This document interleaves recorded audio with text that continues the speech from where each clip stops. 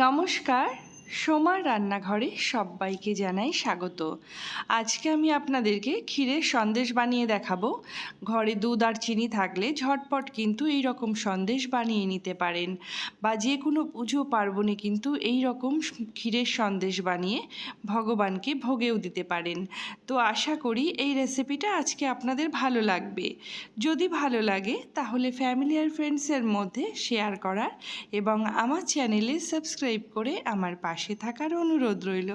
তাহলে চলুন দেখে নিই এটা আমি কি করে বানাই। তো এখানে হাফ লিটার দুধ নিয়েছি। এবার এই দুধটা খুব ভালো করে জাল করে নেব। তো এই সময় আঁচটা মিডিয়ামে রাখতে হবে। আঁচটা মিডিয়ামে করে দুধটা ভালো করে জাল দিয়ে নেব। এবার এদিকে 2 প্যাকেট আমুল দুধ নিয়েছি। এবার এই আমুল দুধটা একটা বাটির মধ্যে ঢেলে নেব। তারপর এর মধ্যে অল্প পরিমাণ গরম জল দিয়ে দুধটা খুব ভালো করে একটা চামচ দিয়ে গুলে নেব। তো দুধটা গোলা হয়ে গেছে, এবার একটা পাশ করে এটা রেখে দেব। তো এদিকে দুধটা খুব ভালো করে জাল করে নিতে হবে। কড়াইয়ের গায়ে যখন এইভাবে সর জমে যাবে তখন একটা স্প্যাচুলা দিয়ে সরটা খুব ভালো করে দুধের সাথে মিশিয়ে দিতে হবে। তো দুধটা কিন্তু বেশ ঘন হয়ে গেছে।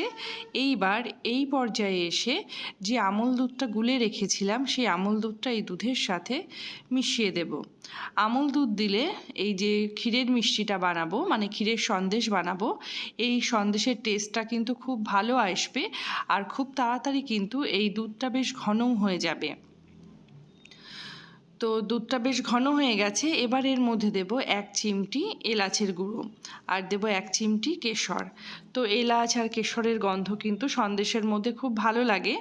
তো আপনারা যদি কেশর না থাকে শুধু এলাচের গুঁড়ো দিয়েও কিন্তু এটা করতে পারেন।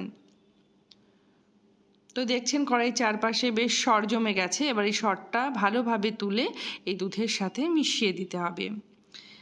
এইবার দুধটা যখন ঘন হয়ে ঠিক এই রকম পর্যায়ে আসবে তখন এর মধ্যে পরিমাণ মতো চিনি দিয়ে দেব।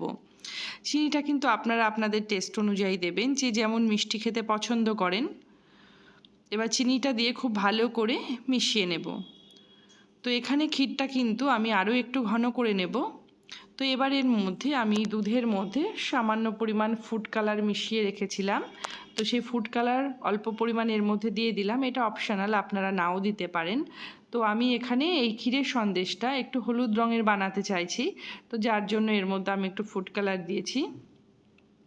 তো দেখুন ক্ষীরটা কিন্তু বেশ ঘন হয়ে গেছে। এর থেকে আর বেশি ঘন করব না, কারণ এটা ঠান্ডা হয়ে গেলে কিন্তু আরও একটু জমে যাবে।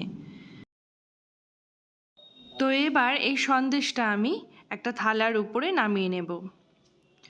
আগে এই সন্দেশটা একটু ঠান্ডা করে নেব, তারপরেই কিন্তু মিষ্টিটা বানাবো।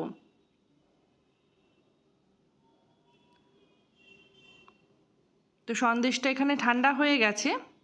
এবার এখানে আমি কিছু ছাঁচ নিয়েছি। এই ছাঁচগুলো আমি মেলার থেকে কিনেছিলাম।